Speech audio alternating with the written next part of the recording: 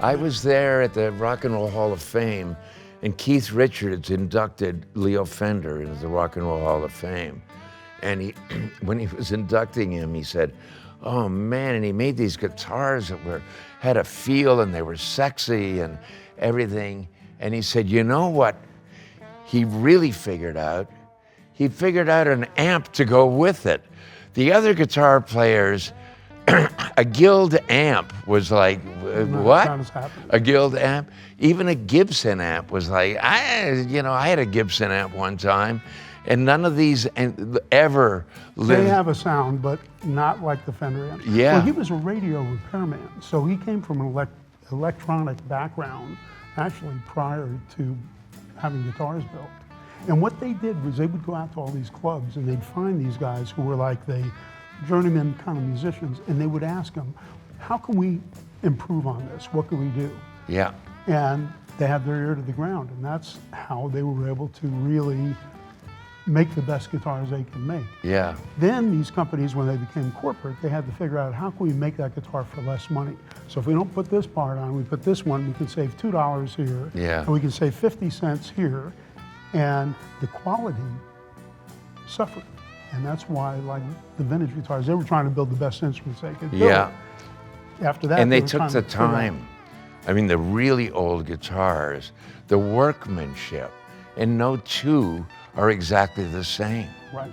They all have a little different character, and I love that about it too. That I had friends that had the same guitar that I had and everything, and they sounded Totally different and they felt different. Well, you know what? A lot of it is these CNC machines.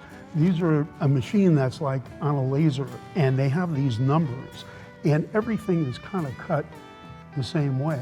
But back then, it was a guy sanding the finish, sanding, doing the braces inside, to kind of voice the tone out of the guitar.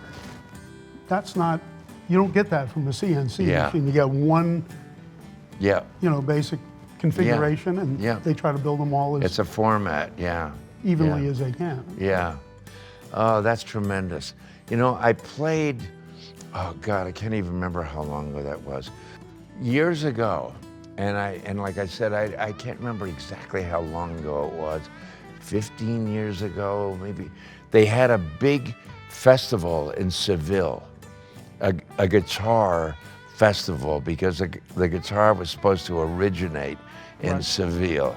So anyway, there was a whole bunch of guitar players on this thing.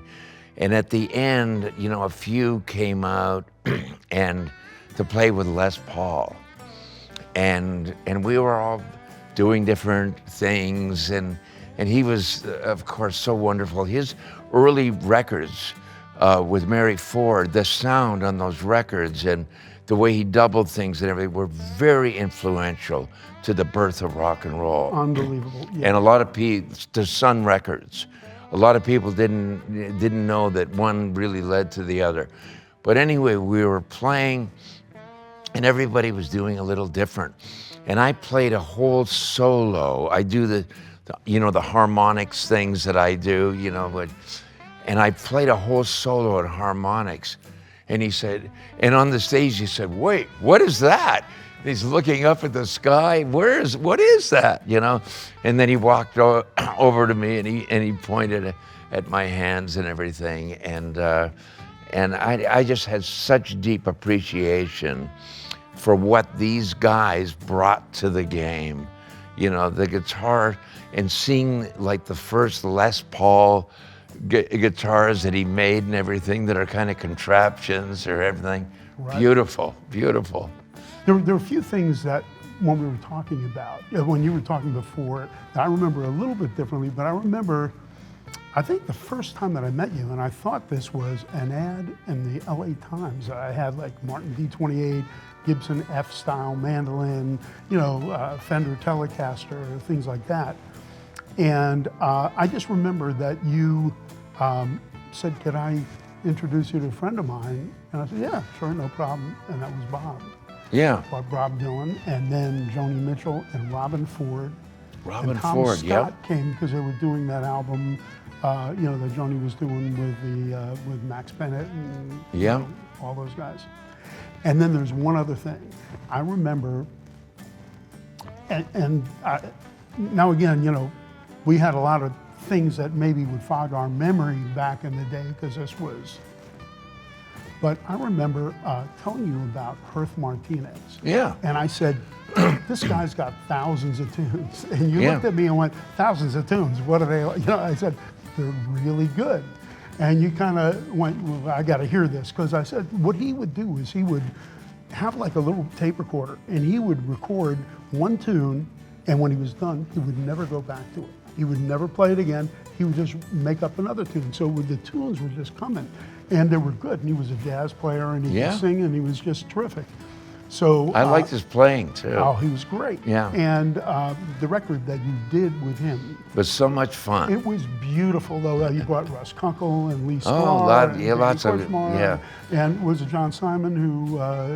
He did the next music? album. Well, there's one tune on there. I think it's Alone, All Alone. All Together Alone. All Together Alone. When that violin, the string voicing comes in, it just takes the tune into a whole different area. And I listen to that, and I'm still to this day, I listen to it every once in a while and go, man, that is some beautiful stuff. Yeah. Oh, he was a terrific, lovely person too. He passed away a few years ago. I know. I got a message about that. And Gingy. You're right, that was his daughter. Yeah. Named her after Django Reinhardt. Yeah. Yeah. Anyway, we got some history. Absolutely. So This is great. that was great. And Yeah. again, I can't thank you enough. And I got to say one other thing. The band, my favorite American band of all time. You had three of the greatest singers, the lyrics to those tunes, the way those tunes were put together. And I remember when you guys were bringing in, I think it was Howard Johnson on the horn. Yeah, Didn't he arrange tuba. some of the horn parts and stuff Yep. like that? I was there during a couple of the rehearsals to the last waltz, and I was just, I thought I died and went to heaven. I mean, musically, it was so intelligent, so in every direction, from lyrics, melody, players, and vocals. I don't think it gets any better. And The Last Waltz, the greatest music documentary of all time, I don't think they'll ever be able to duplicate that. I would think that people would look at that and say, oh, okay, I got ideas, and that you would keep raising the bar over the years. That's what I would expect, and I'm still waiting. Well, I think what the problem is that you guys didn't have like 12 dancers behind you and all that. It's turned into a whole other thing. You don't even see a lot of And it people was with take instruments. one. Right. Take one. Well, those guys. There was like- no stopping and saying, oh, we're going to do that song again. Nothing. And the choice of the people, you had Muddy Waters, Mac, Dr. John, the staple singers. I mean, you couldn't Neil get Young, Neil Johnny, Young, Bob. Yeah, I mean, it was just, Yeah. it couldn't get any better. You assorted all the greatest players and musicians of that time. You captured that particular moment better than anything. Now, I think everybody's so off into themselves, I don't think you could ever do it because there's too many different things. I mean, nothing against hip hop. It's cool for what it does and all that. Yeah. But people playing instruments, there's something to that. Yeah. It's old guys talking. Yeah, well, we've seen it all. That's great. Well, thank you, my All friend. right, all right. I love you, man, and love you. I'm grateful for Me everything too. that you've done for me. And believe me, some people may not say thank you, but I have to because it really made a difference. Oh, I appreciate that. And the pleasure all these instruments have brought me over the years. All these instruments have played parts like characters in a story and everything. So They're alive. I feel just as strongly. Well, thank you, bud.